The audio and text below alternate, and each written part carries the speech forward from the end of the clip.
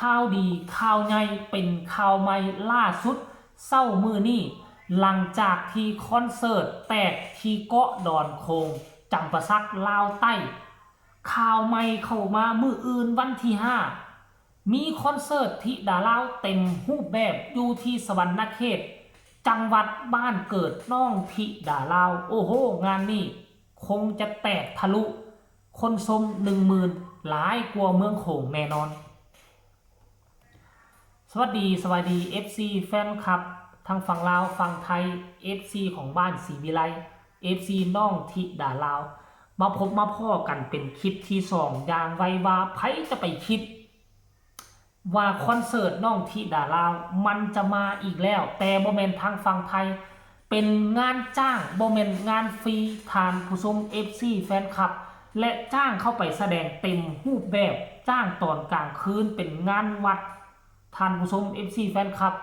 ไผจะไปคิดไปฝันว่ามันจะมีวันนี้ก็คิดว่างานอยู่ทางฝั่งลาวคงจะหายไปเป็นปีเป็นเดือนคือแต่ละครั้งแต่ด้วยกระแสที่มันฮ้อนแฮงอยู่ในสื่อสังคมโซเชียลทั้งลาวใต้ลาวเหนือนับตั้งแต่วินาทีที่น้องออกจากดอนโคงกระแสชื่อเสียงของน้องมันก็ลือกระชอน ไปเกาะนี่แล้วก็ผ่านไปเกาะนั่นแล้วก็ผ่านไปดอนนี่ดอนนั่นอาจจะทัวร์ 4,000 เกาะอยู่ทางเมืองโขงดอนโขงไปแล้วนอกจากจะเป็นเจ้าเกาะอยู่ทางเมืองโขงดอนโขงชื่อเสียงของน้องยังลือกระชอนโดยเฉพาะชาวเมืองสวรรณเขตเป็นชาวเมืองบ้านเกิดเมืองนอนของน้องก็ได้ติดตามอยู่ตลอดเวลาและล่าสุดนี่เนาะพอผู้ออกมาโพสต์เคลื่อนไหวเมื่อ10 ชั่วโมงที่ผ่านไปบอกว่า5 เมษายน 69กลางคืนวัดบัวคำเมืองอาจสะพังทองแขวงสวรรณเขตธิดาลาวศรีวิไลเต็มโชว์เจ้ลอยกับคอนเสิร์ต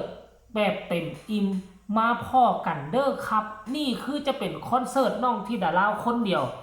บ่มีทีมงานบ้านศรีวิไลคนอื่นไปแจมนำท่านผู้ชมอันนี้มันคืออย่างพวกเจ้ารู้บ่มันคือนิมิตหมายที่ดีคือตามใจค่อยนะค่อยอยากให้มีคอนเสิร์ตน้องธิดาลาวอยู่ทางฝั่งลาวน่ะอย่างน้อยสุดคือให้มันได้เดือนละเทื่อเนาะตามใจค่อยคืออยากให้เดือนนึงประมาณ4 เทื่อเอาอาทิตย์ละเทื่อก็ยังดีอยู่ทางฝั่งลาวน่ะให้เดินสายทางฝั่งลาวเลยยิ่งมีการมีงานอยู่ทางฝั่งลาวเมื่อใดเมื่อนั้นโอกาสของน้องก็จะได้หลายขึ้นจากเวทีนี่จ้างจากเจ้าภาพคนนี่จ้างเขาจะไปเว้ากันปากต่อปากจากวงดนตรีวงนี้เอิ้นขึ้นมาฮับเซิร์นนะคันงานนี้มาฮับเซิร์นแล้วงานแตกอาญะสังกะสีแตกงานหน้าวงดนตรีเขาก็สิจดสิจือว่าเวลาเขาเอาศิลปินคนนี้มาขึ้นมันเฮ็ดให้วงเขาเฮงเฮ็ดให้วงเขาดังเขาปังเฮ็ดให้ผู้ชมเข้าชมหลายเขาก็สิจือแล้วก็รีเมมเบอร์โทรศัพท์ของศิลปินคนนั้นเอาไว้แม่นบ่ล่ะขั้นกรณีว่าเอาเจ้ามาขึ้นงานนี้ก็ล่มเอาเจ้ามาขึ้นงานนี้ก็บ่มีคนชมเขาก็บ่เอาเขาก็เอาเปลี่ยนศิลปินคนใหม่ไปติ๊กแต่ค่อยเชื่อว่าน่ะ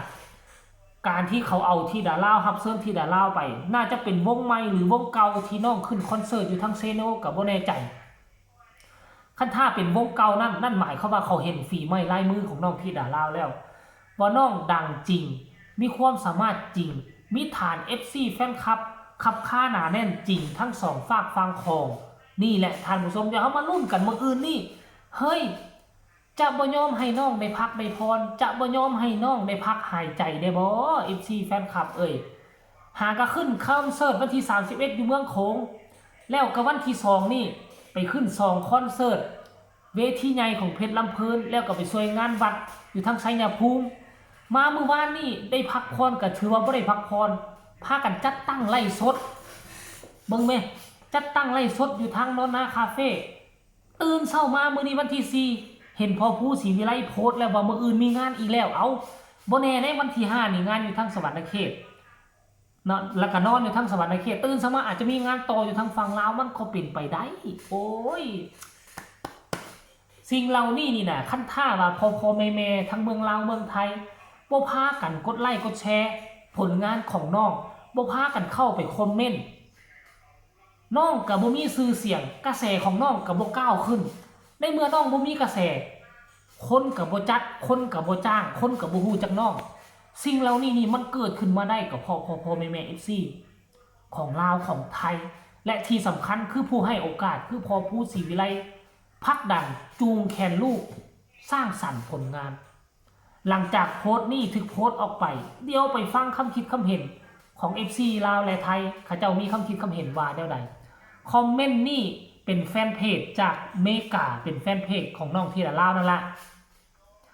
ขอให้ลูกหลานบ้านศรีวิไลเดินทางปลอดภัยขอให้ประสบผลสำเร็จทุกสิ่งทุกประการมันอย่างนี้สุขโชคดีเด้อว่าสั้นเนาะเพิ่นเป็นคนลาวอยู่เมกาเด้ออันนี้เพจลักของน้องธิดาลาวผู้ต่อมากับคอมเมนต์ว่า ธิดาลาวขวัญใจสองฟังโขงว่าสั้นผู้ที่3ก็บอกว่าปาดคักแท้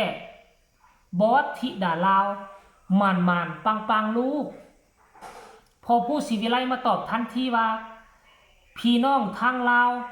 กะสนับสนุนลูกหลานดีแห้งแมเนตว่าสันโอผู้ต่อมาบอกว่าสาวสวรรณเขตอย่าให้น้องหน้าเป็นอย่างอย่าให้น้อยหน้าสาวจำประซักเด้อครับนั่นล่ะผู้ใดอยู่มอก็ข้ามไปในที่ผู้ใดอยู่แถวมุกดาหารก็ข้ามไปเสียน้องที่ดาลาวได้มันก็บ่ได้ไกลเนาะโพสต์ออกทุกเพจของสมาชิกในวงเพื่อ FC ของแต่ละคนจะได้ฮู้ทุกทั่วหน้าแม่นดีคือกันคันมาโพสต์แต่ของพ่อผู้นี่ FC แฟนคลับของแม่เจี๊ยบของ FC แฟนคลับของเบาเคไอปาดบ่เห็นเด้ดีใจด้วยครับเจ้ลอยว่าซั่นกำลังใจเต็มใจครับว่าซั่นเด้ผู้นี้บอกว่าปังมากว่าซั่นคนนี้เป็นคนลาวมาว่าโอ้ขอให้เฮงๆปังๆก้องโลกเด้อลูกติดตามให้กำลังใจทุกที่ครับผมสิได้เห็นลิงน้อยบาทนี้ละค่อยอยู่นี่พอดีป้า FC แฟนคลับรอชมไล่สดให้ดูหน่อยครับนี่คือคำคิดคำเห็นทั้งลาวและไทยโดยเฉพาะพี่น้องทั้งฟังสวรรณเขตบอกว่าดีอกดีใจจะได้เห็นที่ดาลาวโตเป็นกระบัดนี่แล้วอยู่ที่ทางวัดเมืองอาจสะพังทองท่านผู้ชม FC แฟนคลับคลิปนี้ฝากฝังไว้อีกคลิปนึงก็แล้วกันเริ่มเจ็บคอเลยสิไปต้มน้ำร้อนกินไผพัดพานมาเห็นคลิปนี้ขอความกรุณากดไลค์กดแชร์กดติดตามที่สำคัญอย่ากดข้ามโฆษณาและที่สำคัญอย่างยิ่งอย่าให้พลาดทุกคนมาชมนี่เนี่ยขอความกรุณาเข้ามาคอมเมนต์หาเจเบาลาวแน่